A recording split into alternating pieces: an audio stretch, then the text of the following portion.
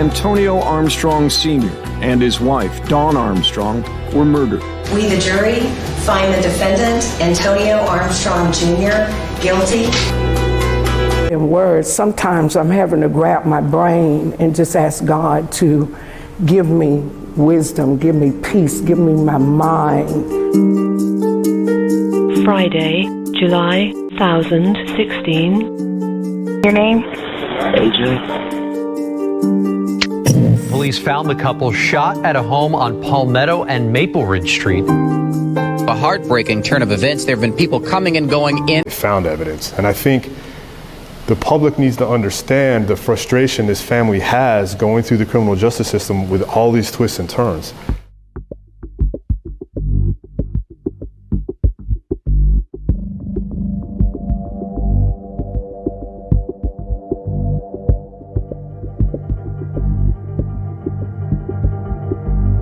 There's some other things that have gotten lost too. If you remember, the district attorney's office made the unfortunate decision to hold on to an audio tape for 18 months in which a witness said that there was death threats against Antonio Sr. I don't know if you remember that, but we filed some motions to dismiss on that. We didn't hear anything about that.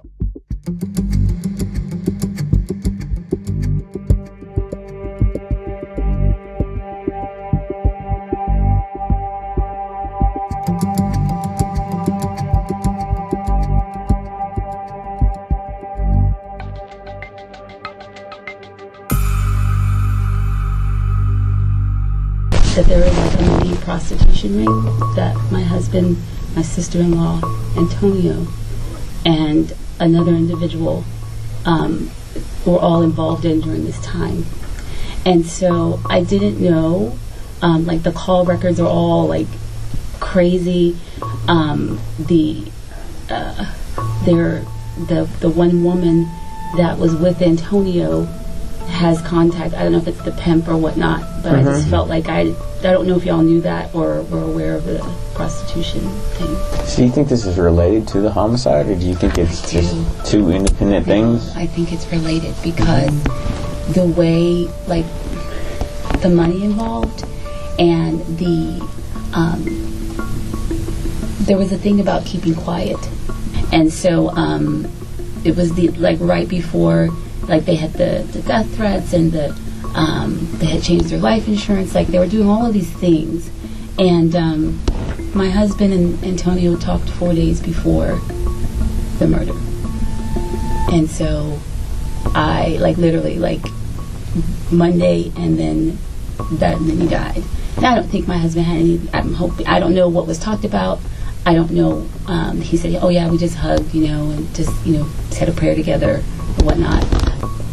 It could be completely two independent things, but because it was it's the one connection. It is the one connection between all of them. But he could just be, he could be a sugar daddy. He could be a guy with money that... He could be with a whole bunch of attractive women that like to get paid. Could be. I've heard of worse.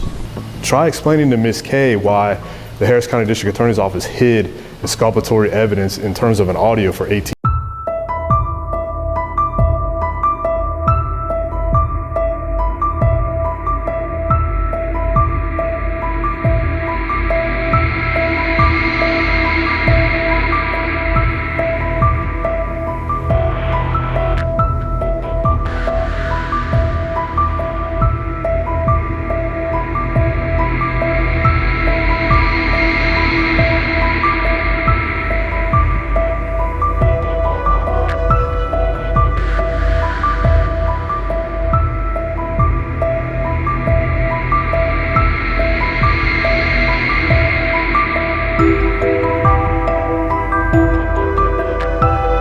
Publicly criticize his family at all. They're victims too. And it is what it is. And the family decided to rally behind AJ Armstrong in the process. His older brother was also accused in open court. That I'll never understand. And it was tough for Brian and I to attempt to get justice for Antonio Sr. and Dawn, and it's the first time in my career I didn't have a family behind me. I believe the prosecution did what they did to get a win at whatever cost. Not justice, not looking out for us, the family, not trying to see to it that justice was served, but to get a win at whatever cost. I think to the public, if the family's behind them, then maybe I'm missing something. If you remember in closing argument, I said, families rally behind defendants all the time because their job is to love them unconditionally. Maybe that's it. But any objective person that looks at the evidence, I think, will come to the same conclusion that this jury did. If there was just one inkling that AJ did this, kill my oldest son that I carried for 9 months and gave birth to and destroyed our family like this, and my daughter-in-law, her parents, there's no way we would be supporting him, backing him, and fighting for him. Who would do that? We're fighting for him because he's not.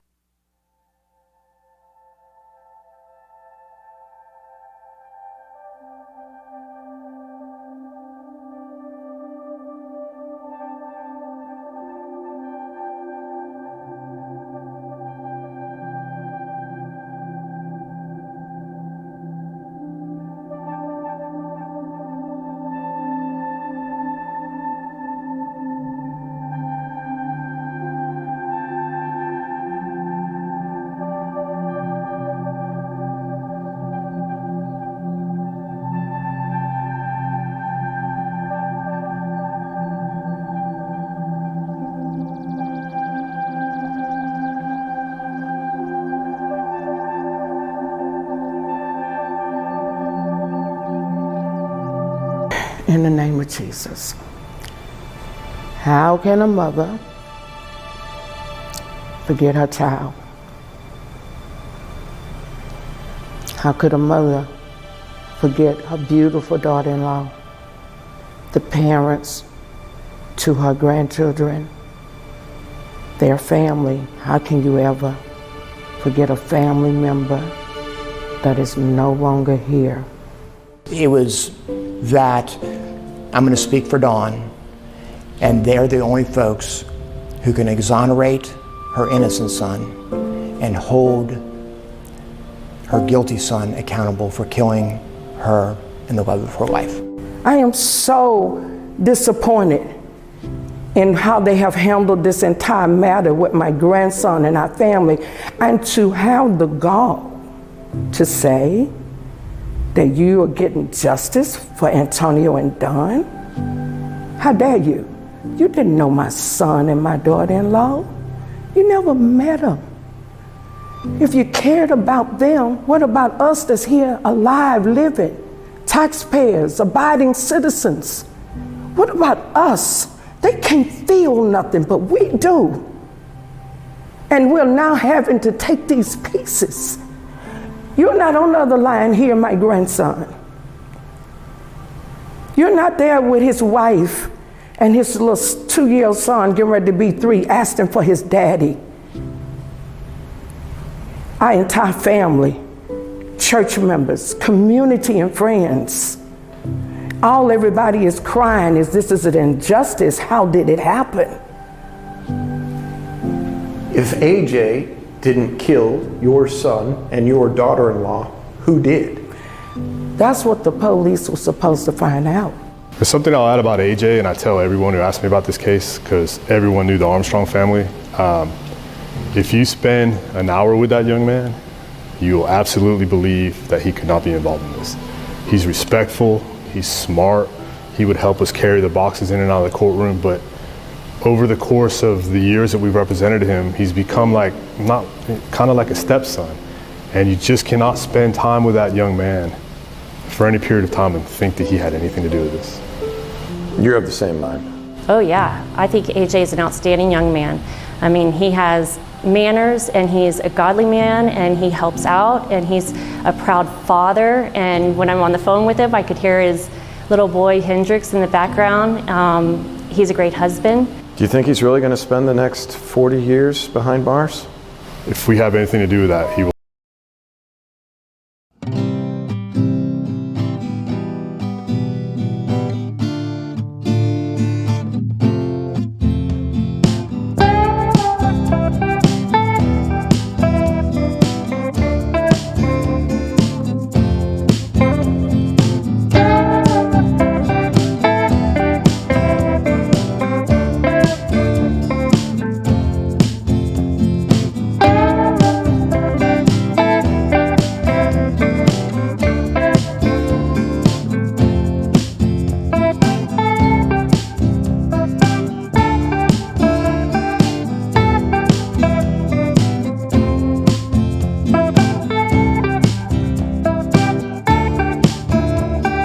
started with a 911 call. A teenager whispering he was hiding in a closet. I heard 2 gunshots downstairs in my parents' room. Police raced to the house and were shocked to find Dawn and Antonio Armstrong in their bedroom with fatal gunshot wounds to the head, pillows over their faces. Antonio was well known in Houston. He was a former NFL linebacker for the San Francisco 49ers turned motivational speaker. I want you to pick back up those visions and those dreams that you once had. But within hours of making the gruesome discovery, cops say the son who called 911 came under suspicion. They say he committed the ghastly act of parricide, murdering his own parents. The motive? Cops say he lashed out because his parents disciplined him over his slipping grades, smoking in the house, and other issues. AJ Armstrong was released on bail pending trial. He was interviewed by reporter Courtney Fisher of KTRK in Houston. Did you kill your parents? No. Tears rolled down his face as he told how much he missed his parents. Just to have that again, just 5 minutes, if that's what it was, just to have that again with my mom, my dad, that's all I want. He was poised, he was very polite, confident, as he has been throughout. The case dragged on. 2 trials ended in hung juries. I think the bottom line is it's really hard for people to understand why a 16-year-old would shoot and kill his parents in the middle of the night. Finally, 7 years later, a 3rd trial was held. We, the jury, find the defendant, Antonio Armstrong Jr., guilty of capital murder. A lot has happened to AJ Armstrong since he made that 911 call at age 16. He's now 23 years old, and he's married. He and his wife, Kate, have a son. She wept as the verdict came down, and no wonder. He was sentenced to life in prison. The soonest he could get out of prison would be in 2063, after 40 years. I just fell to my knees and crying like a 2-year-old. I couldn't believe it. It was just unbelievable. I was devastated and I was crushed emotionally. And then after that, I got angry and mad. I couldn't believe that that jury could find my nephew, the evidence that was presented to them, that they would say he was guilty. Crushed is my word I would give you. I was crushed. Now, did you hear any of the evidence? Did you attend any of this trial? Yes, I did. Yes, and it's so unfair how the evidence was presented. And let me put it like this: they left out so much evidence that the city of Houston should be in uproar. I'm not saying no craziness, no violence, but they should be in uproar of the district attorney's office. They left out so much evidence. And like I've always said, present the evidence to the jury. Allow them to see all the evidence from both sides, and then you make a verdict. But that wasn't allowed. They kept out evidence that hopefully we have time to get into it. I mean, it was so much of the testimony. And one of the ones that it was a testimony from somebody, some video that we had concerning another potential a person that could have done this, but yet they didn't allow the evidence. And you know what the judge said? We can't present that because it wouldn't be fair to the prosecution. It would be too much for them. Too much for a potential murderer? You wouldn't allow that type of video evidence in? The video shows some things that was going on with this individual that would give him cause, and he lived in the house as well, back and forth. And so it would give you cause to say, let's at least investigate. They would not allow that type of evidence in, and the judge to say, oh no, that wouldn't be fair to the prosecution side. Now, Really? is this a relative? Yes. Okay. Is it the defense talked a lot about Josh? Is it Josh? Yeah, it was. It was video of Josh saying what he tried to do, burning down the house, things. It was on video, but they wouldn't allow that into the trial. If nothing else, presented to the prosecution side so they can go investigate, because they were so fixed on AJ that they couldn't see anything else. And when you go through one trial, you lose. You go through the second one, you lose. Now all of a sudden you go to the third, and your job is at stake. You lose this. So you're going to do everything in your power, illegal as well, to keep your job. Some people, I'm not accusing her, but it was a lot that was done wrong, and it wasn't fair. And when you're on your third chance, you get desperate.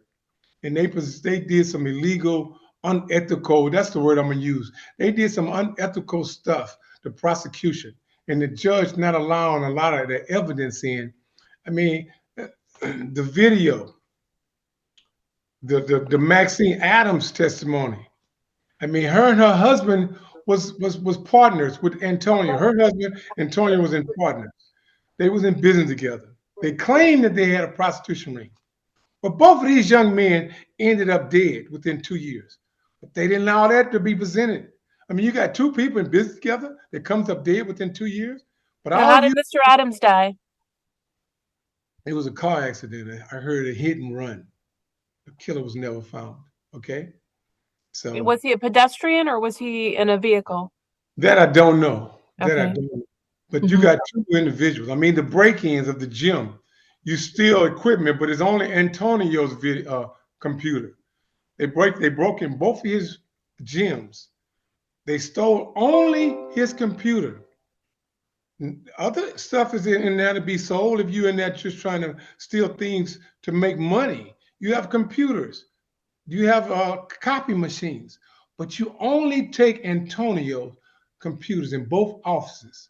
You only take his. They will not allow that to be shown, to be told, to be presented.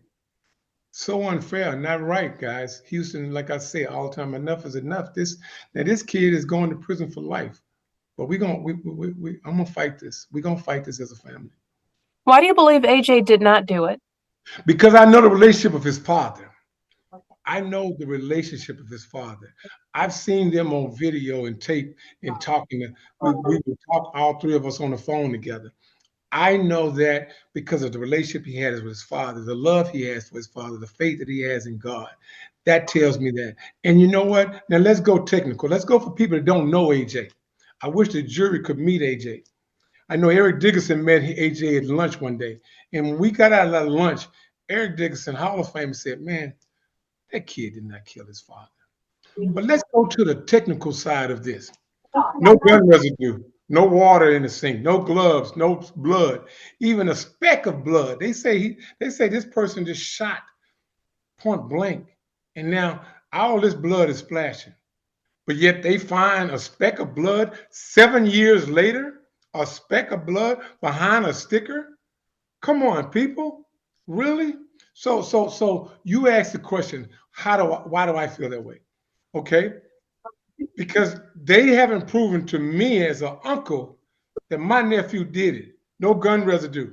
Okay, it's almost impossible to shoot a gun when and not get residue. No gloves, no water in the sinks, no blood other than that little one speck. It's just so much tells me no, he could not have done this. And then so I have reason to look at all these facts and say, okay, you have not proven to me as an uncle that my nephew did this, and you should prove it to the jury. Now, I have a big advantage. I know AJ. I know in his heart he could not kill his father and mother. What do you make of the bullet that was found in the floor in his bedroom, and the killer using Antonio Sr.'s gun and leaving the gun inside the house? It's things that don't add up. But I mean, he's 16 years old. He's 16 years old, experimenting with guns. I know I did when I was a kid, and we had a gun that all of us used to play with. So in my mind, because of my past history, I done it. I played with it. I shot it when my parents didn't know about it. And did I kill my parents? No. So to answer your question, as a 16-year-old, you experiment with different things. That justifies right there. You just experiment. You're just playing. Just like the lies that they said he told. What lie? What 16, 15, 16-year-old kid doesn't do that? The things that they brought to as evidence, that happens a lot. You asking 100% of the people in this world, and I guarantee, I want to think at least 85% going to say, yeah, I've lied to my parents. 100% will say they lied to their parents.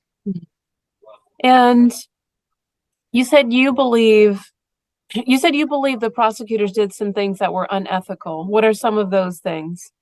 Well, starting off, when the night that he was accused and they was locked up, they wouldn't allow his attorney to be part of this. You can't. He's 16 years old. He's a juvenile, but they did not allow his attorney to sit with him in the midst of the questioning. That's wrong. They had surveillance tape and cameras. That didn't even come up. They didn't even show that. They didn't investigate that. The speck of blood that they found 7 years later. I mean, you have to wonder, come on, guys, really? This is your third chance to prove that this kid is guilty. Your political stake is at risk. So now you coming up with some things 7 years later? You're not going to look for blood the night of, the day of, the week of, the first trial, the second trial? You wait 7 years later to come up with that? Excuse me, Fox. I mean, come on, guys. Really? I mean, it's more too, but I don't think your show will allow our interview. Well, and is there any other major evidence that you say was left out of the trial that the jury did not get a chance to hear? Yes, the video would have been something good. Even the testimony of my niece, even the maid, they didn't even allow that in. She had. What would the maid have brought? What type of testimony would the maid have given? I don't have all the facts on that because I'm, of course, I'm hearing certain things because I'm not there. But the maid had evidence on. She knew the gun had been moved. She knew the gun was in a different place. She knew some things that was going on prior to that week. Oh, somebody showed up at the house.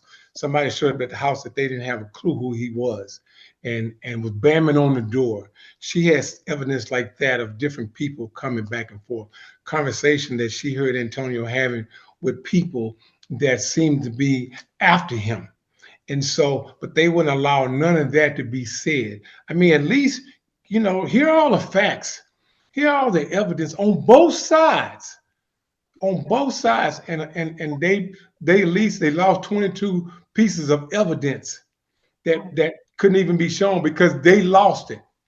Things like that just make you say, come on, guys, really? Even a testimony, you got two guys that show up, that comes up dead within 2 years, two business partners. I mean, come on. I mean, shouldn't you at least investigate? Shouldn't you at least be curious? But they had their mind set that AJ did it from the night they walked into that house.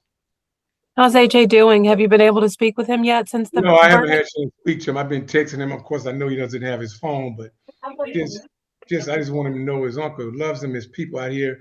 I mean, I'm getting a ton of response from social media, people telling me different things, different ways. They got this legal system to get people off of me. I'm just hearing from so many people. I want him to know. So no, I have not spoken to him. How is he holding up? He's hurting. He's hurting. We are afraid now that, I think they gave him 40 years. I mean, think about it.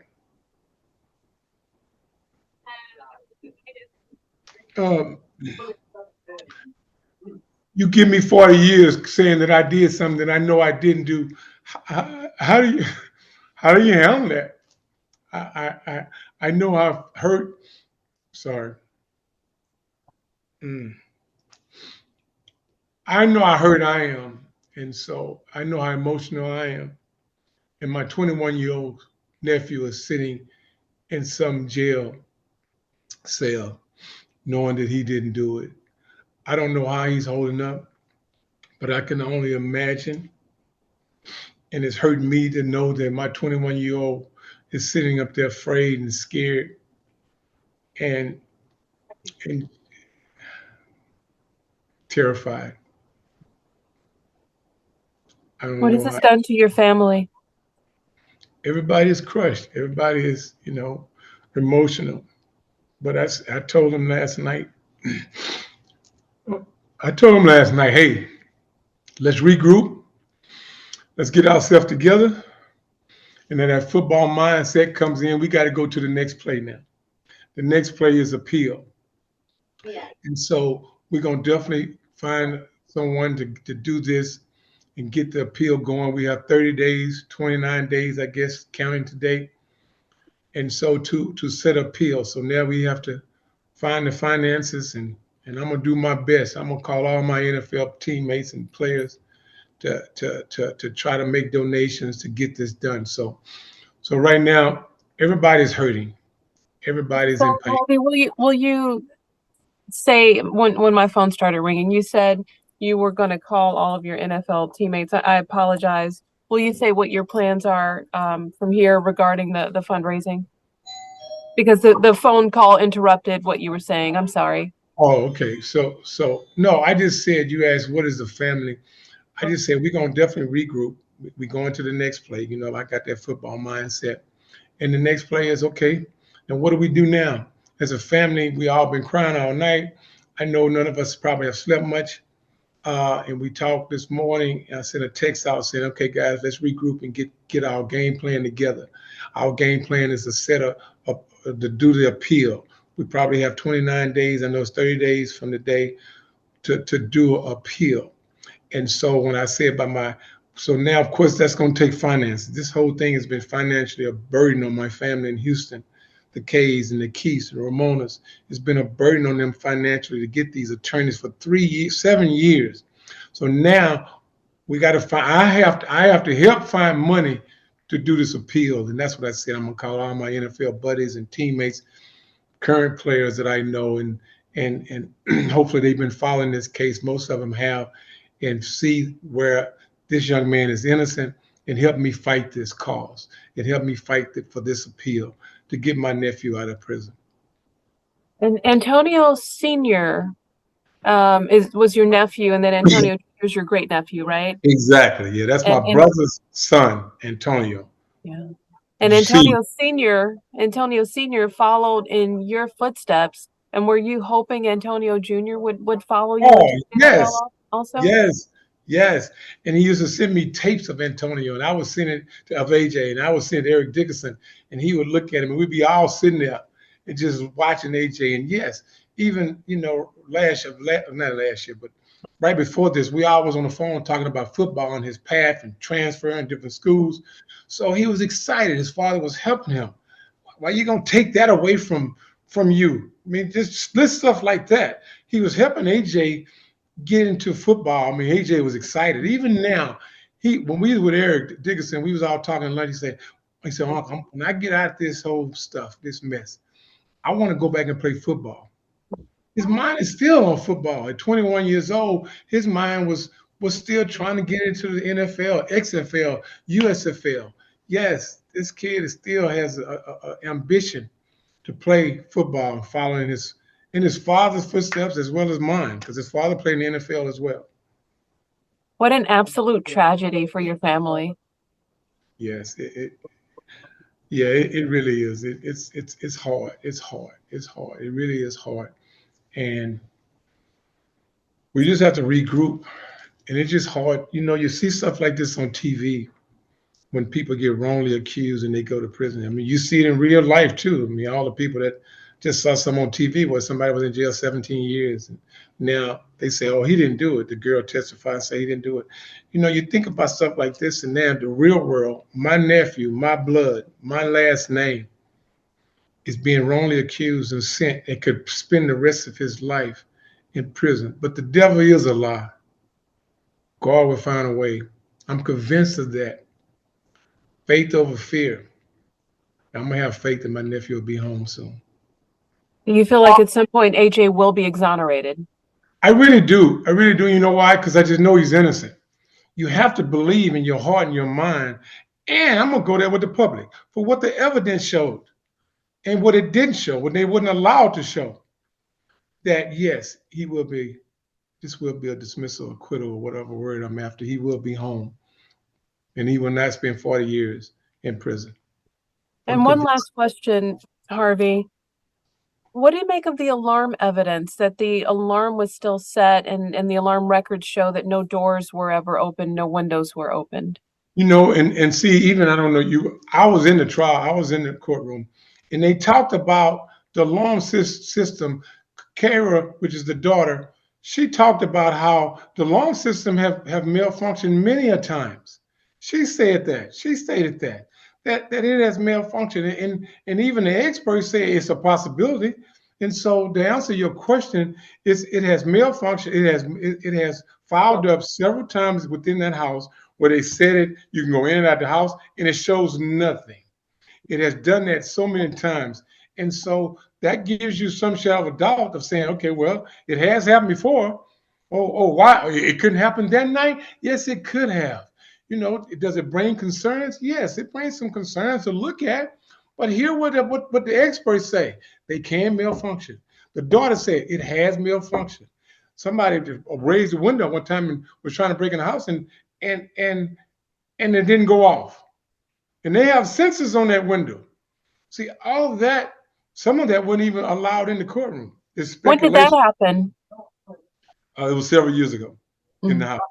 See, but they wouldn't allow that because they said speculation. How is speculation? We're giving you facts. You know, so, and it just, I guess the daughter's not credible. The grandmother wasn't credible. I mean, so that's how I would explain the alarm system. It has happened before within that household and with that alarm system. And the experts as well. They had one expert say, no way possible. She's a lie. We all know that. It has happened in my home. But the alarm system didn't go off. I had to bring AT&T out here. Anyway, that's my answer to you is it could happen that way. It And has. was there a police report made when somebody attempted to break into their home that time and you said they That I raised don't the know. That I don't know. I don't think so because they didn't get in. Okay. They didn't get in. So, yeah, they All right, didn't Harvey, get in. is there anything else you want to say? I just want Houston to realize and see that the law states that you have to prove that my nephew did that. And you have to have all the evidence. And you have to have you can't have any shadow of a doubt. Any doubt that creeps up in a juror's mind, it's not guilty. And for 3 jurors, 4 maybe showed up after that. And I hope you hear this, Houston. They was in there crying. 4 people on that jury was crying when they said guilty. Why would you cry when you was the reason and you the one said he was guilty? They was in there crying uncontrollable the day that they said my nephew was guilty. They the one said, why? Houston, come on. We need to fight this, and you need to help us fight this. Not because you're not an Armstrong, you're not related to the family. It's because some things wasn't done right. And we should not allow the DA and the prosecution to get away with this. And I'm not saying do nothing crazy. I'm saying pray for my family and just let's fight this in a very respectful Christian manner of making sure we do an appeal and making sure it doesn't happen to your kid, your nephew, your cousin. What do you make of the tears? What do you make of the jurors crying? What do you think that says? I feel like, and I really feel, and I've heard this from several people this morning, sometimes you go into that back room to deliberate and you think he's innocent. But the other 8 or 7 or 6 feel that he's guilty. So they convinced, this is what I think, and this is what I've been told, that someone in there, the foreman or somebody else, and I saw 2 of them that their mind was already made up. That's my speculation, but I can see that. So I just feel like they convinced him, come on, guys, let's get out of here. We're going to be here all day. We're going to be here another night. I'm ready to go home. After 2 weeks of dealing with this, I want to watch TV. They convinced him, and they convinced him verbally that he's guilty. Let's do guilty. And they know when they were sitting in that courtroom that they didn't truly feel that that young man, AJ Armstrong Jr., was guilty, and took them to tears because they know that that the mistake they made on going with the rest of the crew. Do you think the jurors crying meant that they reluctantly voted guilty? Yes, I do. Yes, thank you. You put that. That's why you're on TV and I'm not. But yes, that's perfect. Thank you, Harvey. Is there anything else you want to say? Did we cover everything that you wanted to cover? Yes, we did. We did. I just want the Houston to continue to pray for my family Pray for AJ. Mainly AJ. He's the one who we suffering here. But I can go to the store if I want to. I can go upstairs. He can't. And so I just want Houston to know that it's an innocent kid in there in prison. And let's not allow this. Enough is enough, Houston. But thank you guys for your prayers. That's what I want to tell Houston. Thank you. Because I've been State of Texas versus Antonio Armstrong Jr. We, the jury, find the defendant, Antonio Armstrong Jr., guilty of capital murder as charged in the indictment. It's signed a foreperson of the jury. Does either side wish for the jury to be polled? Yes, sir. All right.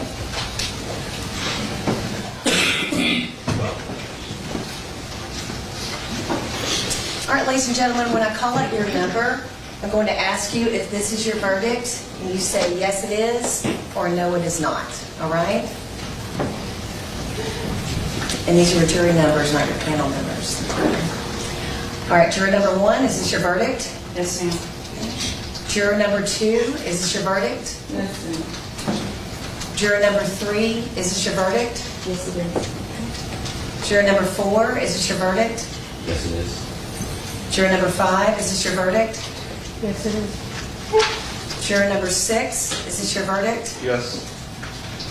Juror number 7, is this your verdict? Yes, it is. Juror number 8, is this your verdict? Yes, it is. Juror number 9, is this your verdict? Yes. Juror number 10, is this your verdict? Yes. Juror number 11, is this your verdict? Yes, it is. And juror number 12, is this your verdict? Yes, it is. All right, so I confirm that is a unanimous verdict.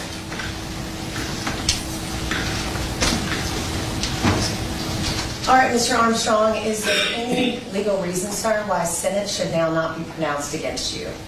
No, ma'am. All right, sir, having nothing to say, it is now the order of this court that you be sentenced to life with the possibility of parole after 40 calendar years. You'll be transported by the sheriff to that institution where you will serve out the remainder of life, and you'll get credit for all of your back.